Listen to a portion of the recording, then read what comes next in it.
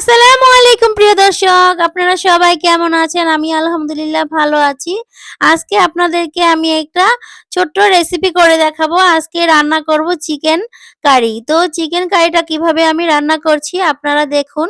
তাহলে আপনাদের কাছেও ভালো লাগবে। অনেক সুন্দর করে রান্না করেছি।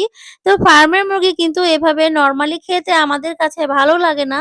সেজন্য আরকি একেক দিন একেক রকম একটু চেঞ্জ করে রান্না করি। একেক সময় একেক রকম করে রান্না করলে খেতে কিন্তু অনেক ভালো লাগে। সেজন্যই আরকি এভাবে করব। তো যেই রেসিপিটা আমি করব তার জন্য কিছু পেঁয়াজ কেটে নিলাম। পেঁয়াজটাকে কেটে নিয়ে তারপরে এই যে চিকেনগুলোকে এখন আমার ফ্রাই করে নিব। এর জন্য কিছু লবণ দিয়ে দিলাম আর এর সাথে হলুদ গুঁড়া দিয়ে দিব। এগুলোকে সুন্দর করে দিয়ে এখন আমরা এগুলোকে ভালো করে মিশিয়ে নিব। ভালো করে মিশিয়ে নিয়ে তারপরে এগুলোকে আমরা ভেজে নিব। এই যে এখন আমাদের মেশানো হয়ে গিয়েছে। এই পর্যায়ে আমরা চুলায় একটা প্যান বসিয়ে দিব। তো এই যে দেখুন প্যানটাকে আগেই বসিয়ে দিয়েছিলাম। তেলটাকে দিয়ে গরম করে নিয়েছি। এখন এই গরম তেলের মধ্যে একে একে সবগুলো লেগ পিস আমি ছেড়ে দিচ্ছি। এগুলোকে সুন্দর করে ভেজে নিব উল্টিয়ে পাল্টিয়ে গোল্ডেন কালার করে ভেজে নিব আরকি। এরকম করে দেখুন। এরকম যখন হয়ে যাবে তখনই আমরা তুলে নিব উল্টিয়ে পাল্টিয়ে আরকি। বা এরকম সুন্দর করে একটা কালার করে ভেজে নিলে এই চিকেনটা খেতে অনেক বেশি মজাদার হয়। আর ভেজে রান্না করলে অনেক ভালো লাগে এটা তো আমরা সবাই জানি। তো সেজন্য আজকে এভাবে করে রান্না করছি। আর যেই তেলের মধ্যে চিকেনটা ভেজেছিলাম এরকম করে ভেজে তুলে নিয়েছি। সেই তেলের মধ্যেই আমি পেঁয়াজগুলো দিয়ে দিলাম। দিয়ে ভেজে নিচ্ছি। দেখুন ভেজে নেওয়া মোটামুটি হয়ে গেছে। এই পর্যায়ে আমি একটু পানি দিয়ে দিলাম।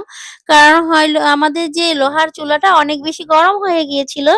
আর সেজন্যই পানিটা আগে দিলাম নয়তোবা পুড়ে যেত। আর এই তো এখন আমরা এখানে সব মসলাগুলো নিয়ে নিয়েছি। দেখুন সবগুলো মসলা আপনাদেরকে দেখিয়ে দিলাম। আদা রসুন বাটা ২ চা চামচ, ধনিয়ার গুঁড়া ২ চা চামচ, আর জিরার গুঁড়া ১ চা চামচ, গোলমরিচের গুঁড়া ১/২ চা চামচ। সবকিছু একসাথে দিয়ে এখন আমরা মসলাগুলোকে ভালো করে কষিয়ে নিব।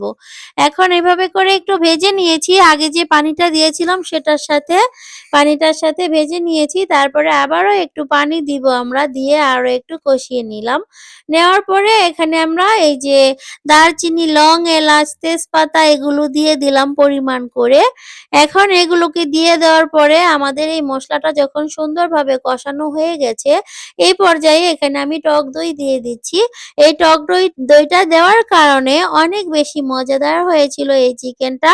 তো এখন এটাকে এই যে নেড়ে চেড়ে আমরা মিশিয়ে নিব। এভাবে করে সুন্দর করে মেশানো হয়ে গিয়েছে। এই পর্যায়ে মেশানোর পরে এখন আমরা এর মধ্যে দিয়ে দিব ২ টো কাঁচামরিচ। কারণ আমরা আবার মরিচ সবসময় কিন্তু ঝাল কম খাই। এটা কিন্তু আমি সবসময় বলি।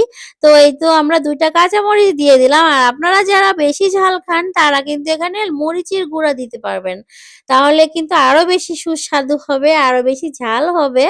তো আমরা আরকি ২ টা কাঁচামরিচ দিয়েছি। মরিচগুলো অনেক ঝাল আছে। তো সেজন্য এই ছোট সাইজ আছে সেজন্য ২ টা দিয়ে দিলাম। এখন ভালো করে কষানো হয়ে গেলে মসলাগুলোকে এখানে আমি ১ গ্লাস পানি দিয়ে দিলাম। মসলাটা কিন্তু খুবই ভালো করে কষিয়ে নিয়েছি ৫-৭ মিনিট সময় লাগিয়ে। তারপরে যখন পানিটা বলক চলে এসেছে সেই পর্যায়ে আমি চিকেনগুলো ভেজে রাখা চিকেনগুলো আরকি দিয়ে দিচ্ছি একে একে। তো এগুলোকে এভাবে করে দিয়ে আমরা অনেকক্ষণ ঢেকে রান্না করব ৪ থেকে ৫ মিনিট। এভাবে রান্না করে তারপরে যখন নাকি ৪-৫ মিনিট হয়ে যাবে তখন আমরা এই পাশটাকে উল্টিয়ে দিব। উল্টিয়ে পাল্টিয়ে নেড়ে-চেড়ে কিছুক্ষণ সময় লাগিয়ে রান্না করব। মিনিমাম ১৫ থেকে ২০ মিনিট সময় লাগবে এটা হতে। তো এই পর্যায়ে আমরা চুলার আঁচটাকে মিডিয়াম করে রাখবো। আর এই অবস্থাতে কিন্তু অবশ্যই লবণটাকে চেক করে নিতে হবে। তো ১৫ থেকে ২০ মিনিট রান্না করার পরে আমাদের এই গোশগুলো কিন্তু একদম রেডি হয়ে গেছে। তো এই পর্যায়ে আমরা লবণটা অবশ্যই চেক করে নিয়েছি।